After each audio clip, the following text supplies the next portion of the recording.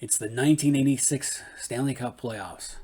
The Edmonton Oilers are the two-time defending Stanley Cup champions. They've been to 3 straight Stanley Cup Finals.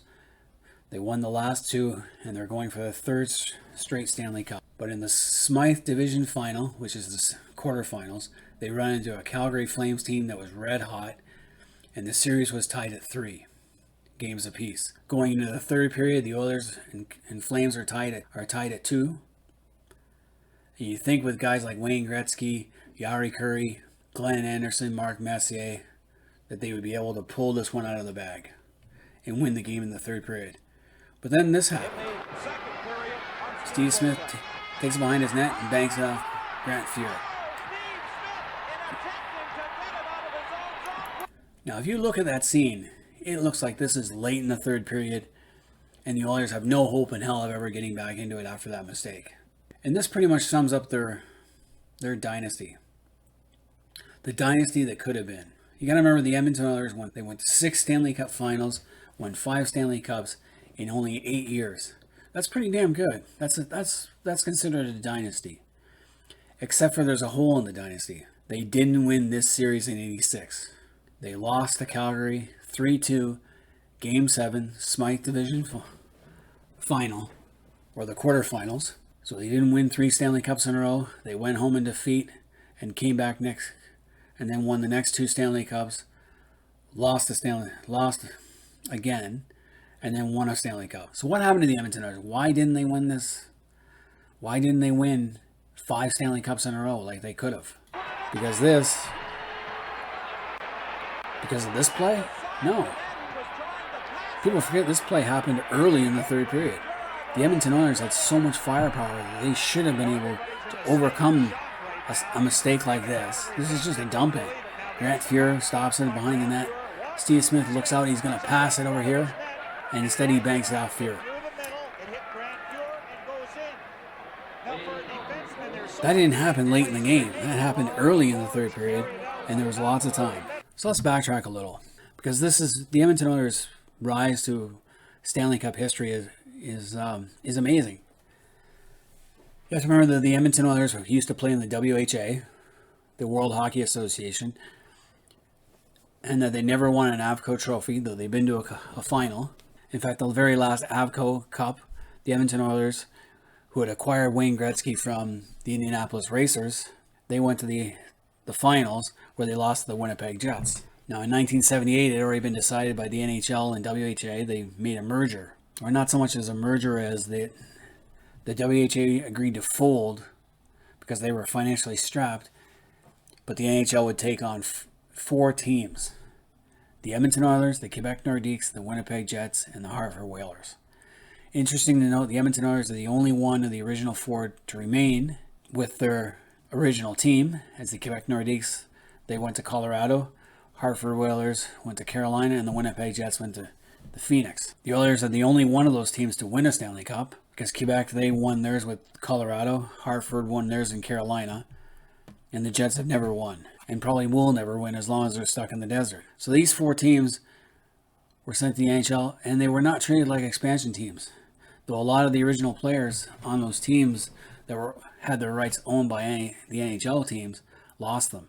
The Winnipeg Jets especially lost a lot of players when they moved up. But when they came time to draft, they picked 18th, 19th, 20th, and 21st in the 79 draft.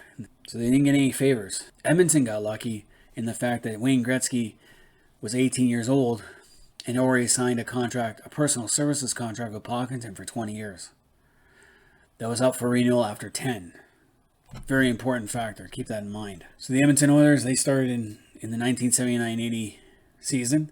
They actually made it as a 14th seed, I believe, in the 1980 Stanley Cup playoffs, where they got swept by the Philadelphia Flyers. The Flyers would go on to the Stanley Cup Finals before losing to the Islanders in 6 games. This was the start of the Islander dynasty. So the Oilers did really well. They made the playoffs. And they didn't exactly have the deepest roster or best goaltending. When Ron Lowe is your best goaltender, you know you're in trouble. 1981 Stanley Cup playoffs, the Edmonton Oilers did the unthinkable, and they knocked off a really good Montreal Canadiens team in 3 games straight. Andy Moog had a great playoff series against Montreal, and Richard Sevigny opened up his mouth. Montreal just did not have good goaltending. Lafleur had been hurt most of the season, and their dynasty era was rapidly closing for Montreal. They had won 4 Stanley Cups, then lost in the quarterfinals in 80, and then the first round in 81. Still had a great team, didn't have the coaching and goaltending to put it together. The Oilers would then go on to lose in 6 games to the New York Islanders, who won their second straight. Now, 1982, Wayne Gretzky has probably the greatest season that a player can have. Over 200 points and 92 goals. They also were still in the Smythe division. Not exactly your strongest division. Edmonton was clearly the favorite to go to the Stanley Cup Finals that year, but what happened? They got knocked off in 5 games by the LA Kings. In those days, the first round of the playoffs was only a best of 5, not a best of 7 like it is today. It was called the Miracle in Manchester, when the Edmonton Oilers took like a 5-0 lead. And then the LA Kings came back and won the game 6-5. Definitely a wake-up call for Edmonton because they thought they were so good, but then when another team got hot, the New York Islanders went on to beat the Vancouver Canucks in 4 straight games. Going to the 1983 Stanley Cup playoffs, the Edmonton Oilers took care of business, got all the way to the Stanley Cup final. Then they ran into the New York Islanders and got swept in 4 games. The New York Islanders, this was their last of 4 Stanley Cups. And after that series, Mark Messier and some of the other Oilers were passing the Islander dressing room. They thought they'd hear a lot of partying, hollering, screaming. But no, the Islanders were just beat up. When you win 16 straight playoff series and play all the extra games on top of that, 80 games plus all the playoff games plus the Canada Cups and all the other stuff, you're pretty beat up and it takes a lot out of you. The Edmonton Oilers, I think, learned a lesson from that and realized that you have to give it all. You can't coast. When you coast and don't give it everything you have, you're not going to win that. The Islanders were a great dynasty team. So the Edmonton Oilers went into the 1983-84 season. They had, of course, Wayne Gretzky. In goal, they had Grant Fuhr and Andy Moog. Andy Moog was probably a better goaltender, but in the playoffs, they used Grant Fuhr more.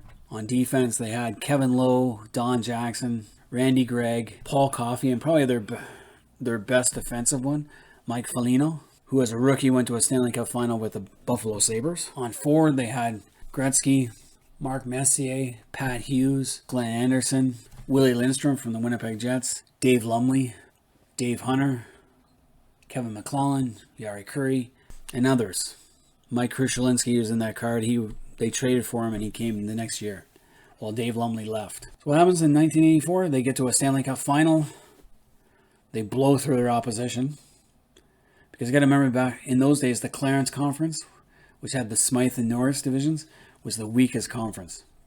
So they run into the New York Islanders again, and they beat the Islanders in 5 games. This was the start of the unfair period. For this Stanley Cup playoff, the Oilers had the advantage, and I'll get into that later. So they win their first Stanley Cup on home ice. 1985, not a lot of new changes. They get Mark Napier, Billy Carroll from the Islanders. They have a really deep team. Gretzky has another great season. Then they take on the Philadelphia Flyers and win their second Stanley Cup in a row. Coming in 85-86, Yari Curry leads them in goals. And they still have that core of Moog, Fuhr, Vogelin, Krushelinski, Lowe, Coffey, Messier, Curry, Anderson, Napier, Gretzky, obviously, and a bunch of other guys. They still have that core. But then that happens. Steve Smith's goal, and they lose. 88, they go on to face the Flyers again. Same result. They win a Stanley Cup. In 87, they play the Boston Bruins in the final, and they win their 3rd Stanley Cup. So they've now won 4 Stanley Cups in 5 years, but they have that hole in the middle of their dynasty. 88, Wayne Gretzky gets traded. Why? Because Pocklington was running out of money. He was in a lot of financial trouble. Wayne Gretzky's contract was actually going to be up for renewal in 89, and Pocklington couldn't pay him. Pocklington had 2 ways to look at it. He could either pay Gretzky, but then get rid of everyone else to save money, or he could sell Gretzky's contract. Sell Gretzky, trade him, get some draft picks, rebuild the team, and it was basically that was what it came down to. It was a financial thing. Pocklington didn't want to do it because he likes winning Stanley Cups too, and he likes Gretzky personally. Gretzky's a great asset, But at the same time, he needed fresh inflow of cash fast. So we either keep Gretzky and pay him a ton of money and get rid of some other guys like Messier, Anderson, Curry. So that's what happened. And then Gretzky got revenge and beat the Edmonton Oilers in the playoffs. The 89-90 Oilers, they went on and beat the Boston Bruins and claimed their 5th Stanley Cup. So what happened to the Edmonton Oilers? Why didn't they win that one in the middle? I understand why they didn't win this one. They lost Gretzky. They lost the power behind their team. They still had a really good team. That's what happened to Montreal. Montreal lost Lafleur in the playoffs in 1980 due to a knee injury. And they never could get that extra spark they needed to beat Minnesota in the quarterfinals. Here, the Oilers ran to Wayne Gretzky, the guy who took them to 4 Stanley Cups, considered probably the heart and soul of the team. Though Messier would later take that mantle. It took Messier a year to take on that mantle. Now one could argue, let's look at their drafts. Edmonton had drafted really well. In 79, they picked up Kevin Lowe, good defenseman, the 21st pick overall. Mark Messier, though Mark Messier had played for the Cincinnati Stingers in the WHA, no one picked him up in free agency, and he went back in the draft because he was underage in the W, but he was of age. That's why Gretzky never went into the draft, because he was under that personal contract with Pocklington. And Gretzky would not have gone in the draft until 1980 had he waited his normal time. And guess who had the number 1 pick in 1980? The Montreal Canadiens. 1979, Gretzky would have went to Colorado, because the loophole was if he'd already played professionally in the W, you could go to the draft that year, even if you're underage. So they picked up 3 really good players. In 1980, being the 15th seed, they were able to pick up Paul Coffey, and they got Yari Curry in the 4th round. Andy Mogan the 7th. So that was a really good draft too. 1981, they were the 13th seed, and they picked up 8th overall the Grand Fuhrer. They also got Steve Smith, the defenseman. 1982, after they didn't get anyone really, other than Yaroslav Pozar, who won a Stanley Cup with them. But then that, their team had already rounded up, so they didn't replace anyone because they didn't lose anyone. They were such a young team. 1983, Jeff Bukaboom, who went on to win a Stanley Cup in 1990 with him, but really couldn't crack the lineup in the 80s. Esa Tikkanen didn't show up until after the 85 Stanley Cup. 84, Todd Ewan, he won a Stanley Cup with Montreal in 93. But this is where when you have so much depth, these guys are not going to make the roster. 85, they picked up Kelly Buchberger, but he'd win a Stanley Cup in 1990 with them, I think. But he was more of a 90s guy, not an 80s. 86, nobody of note. 87, bunch of minor characters. 88, nobody of great note. 1989, a bunch of fill-ins. In 1990, they got absolutely nobody. So the Edmonton Oilers, they had a pretty good progression. They had a good plan. First year, get in the playoffs. Second year, win a playoff series. Third year, they faltered. And then the 4th year, they smartened up, got to the final, didn't win it. But then they won it. But it's this round 2 loss that really haunts them. It stops them from having a true dynasty, in a sense that Montreal and the Islanders had. And it can't be coaching, because they had the same coach. Glenn Sather was the coach for all the entire time period. Coach and general manager. John Sather stepped down and Muckler took over and they went to the semifinals 2 years after that. But then in 92-93, the core got old. They started trading them off. So let's take a look at 1986. In 1986, Gretzky had 215 points, 52 goals, didn't miss a game, 163 assists. This was what makes him the greatest goal scorer of all time. I don't care what Ovechkin does. Paul Coffey had 48 goals, Curry at 68, Anderson 54, Messier 35. Napier and McTavish were in the 20s. After that, there's a big drop-off. Tough guys like Kevin McClellan, Marty McSorley, Dave Semenko was still with the team. Goaltending was, again, Moog and Fuhrer. Did they trade for anyone? Not really. They traded Billy Carroll, who they acquired, for Bruce Eakin. And they got Don Biggs and Greg Chervin for Don Barber, Mark Habschild, and Amando Vieras. They did pick up Mike Rogers for Strolby and Melnick. And they reacquired Ron Lowe for future considerations. They got Pat Price for Pat Hughes. They got him back. McSorley and another guy, as well as Craig Mooney, for Gilles Meloche. The trades they made that year didn't really do anything. Mike Rogers was probably the best of those players. Let's take a look at the conferences. So the Edmonton Oilers were the number one seed with 119 points. They had the number one offense, but not a very good defense. The Calgary Flames were the 6th ranked team in the league with 89 points. So that's a difference of 20 points separating the teams. And a difference of 75 goals too. And Calgary let in 5 more goals than Edmonton did. So Edmonton had a better offensive team and a better defensive team. Strength of schedule, well, Edmonton, they were both minuses. But you can see who they played. Winnipeg Jets 59, Vancouver Canucks 59, LA Kings 54. It wasn't a strong division, and the North was even worse. The Blackhawks, North Stars, Blues all had 80-something points. Toronto had 57 and Detroit was 40. The Buffalo Sabres, who had 80 points and didn't make the playoffs, could have made the playoffs in both divisions. Same goes for the Pittsburgh Penguins. They would have made the playoffs. Even the New Jersey Devils would have made the playoffs in the North Division. They would have knocked off Toronto. They also would have made the playoffs in the Smythe because they would have had more wins, 26 and 23. So the Prince of Wales Conference had the better teams than the Clarence did. So you look at the age of all these guys. These guys are all young guys. Fear's 23, Moog's 25, Gretzky was only 25, Curry was 25, Coffey was 24, Messier was 25. This was a young team with lots of playoff experience. 3 straight Stanley Cup Finals with a young team. There's no reason they shouldn't have went to the final that year. In the playoffs, Gretzky had 8 goals, 11 assists for 19 points. Curry had 12. He didn't score that much considering he led the league in scoring.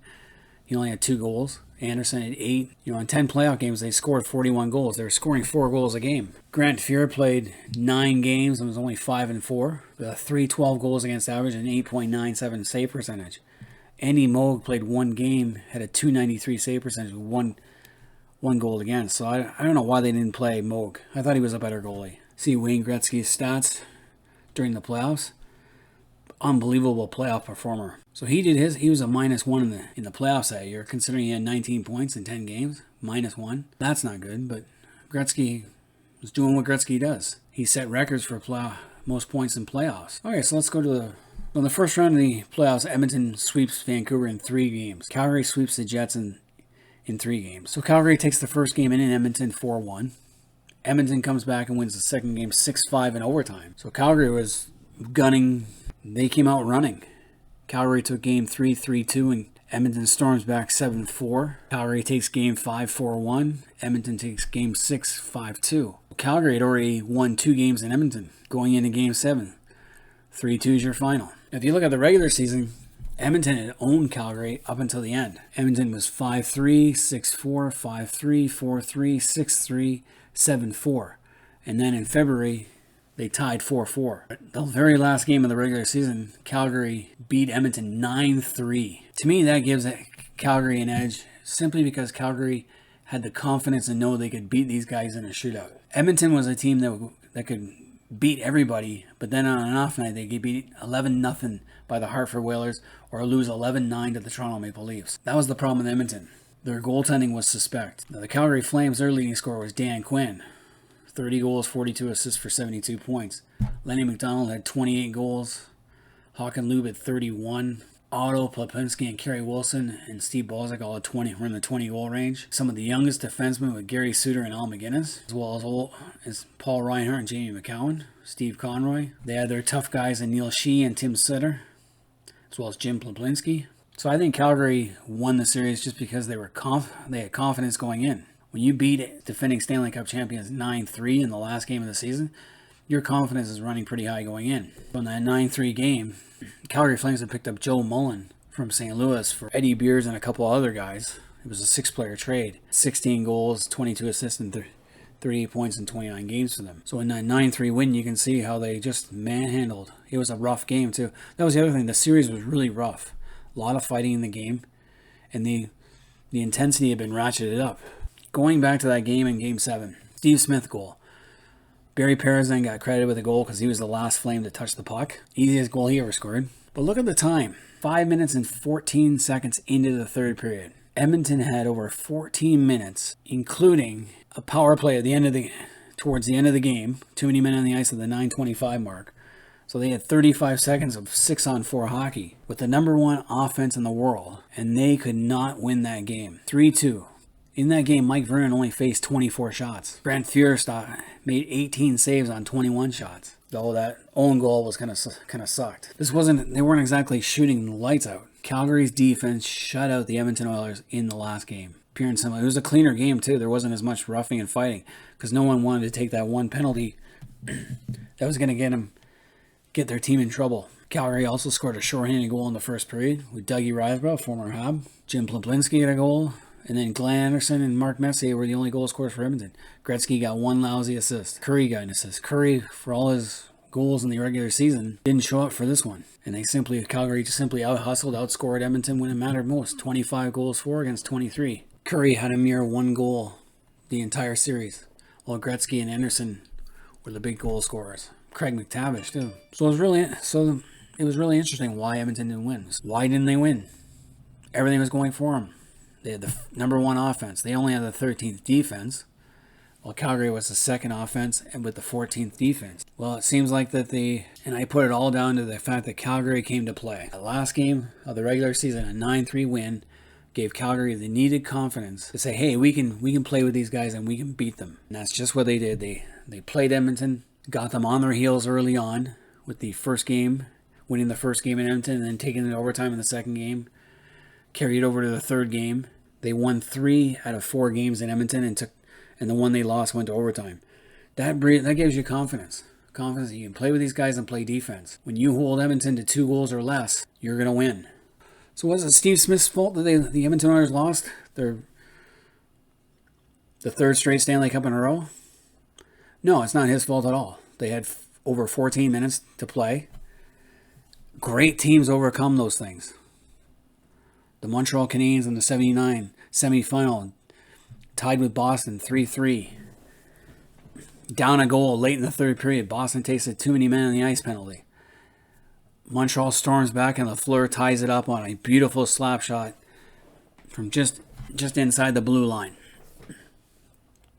Great players make great plays and score great goals. And the fact that Wayne Gretzky and the Edmonton Oilers didn't turn it on and come back, of course, give kudos to Calgary playing great defense that game and shut down the best offense the NHL has ever seen. Edmonton's overconfidence, Calgary's commitment meant that Edmonton would not win a third Stanley Cup in a row, thus would not have a true dynasty in that sense. Anyway, that's my take on the Edmonton Oilers dynasty, why they didn't win 4 Stanley Cups in a row. Any hockey fans out there, let me know what you guys think. Why didn't they do that?